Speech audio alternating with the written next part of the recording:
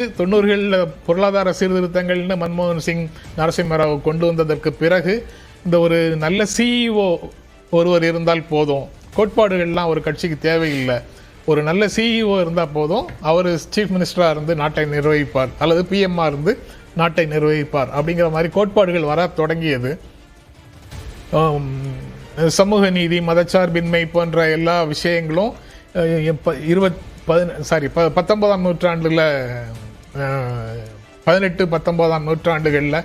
ஐரோப்பிய நாடுகளில் இருந்து இறக்குமதியான தத்துவங்கள், அதில் பாரதிய தன்மை எதுவும் இல்லை அப்படின்னு சொல்லி ஒரு கேம்பெயின் நடந்தது. ஆக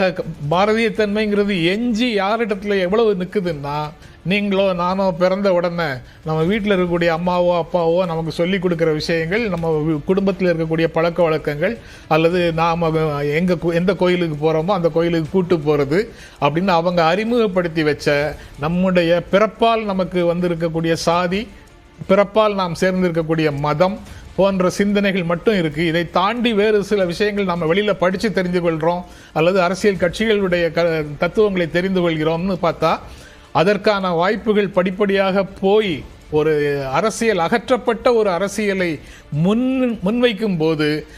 மனிதர்களுக்குள்ளே அவர் எவ்வளோ பெரிய படிப்பு படித்தவராக இருந்தாலும் சரி, எவ்வளவு பெரிய பதவிகளில் இருக்கக்கூடியவர்களாக இருந்தாலும் சரி, அவங்களுக்கு எஞ்சி இருக்கக்கூடியது அவங்களுடைய சாதிய உணர்வும் மத உணர்வும் தான் கடைசியில் ஒரு மனிதன்கிட்ட எஞ்சி நிற்குது. அப்படிப்பட்டவங்களுக்கு அறிமுகமான ஒரு விஷயமாக சினிமாவும் சேரும்போது, அல்லது இப்போ இருக்கக்கூடிய டெக்னாலஜியில் அவங்களுக்கு வரக்கூடிய விஷயங்களும் வரும்போது ரொம்ப எளிதாக ஆய்வு செய்து முடிவெடுக்கக்கூடிய மனநிலையிலிருந்து மனிதர்கள் மாறிவிடுகிறார்கள். அவங்க இங்கே காந்தி இருந்திருக்காரு, நேரு இருந்திருக்காரு, பெரியார் இருந்திருக்காரு, அம்பேத்கர் இருந்திருக்கிறாரு, இவங்க முன்வைத்த கோட்பாடுகள் இருந்திருக்குது.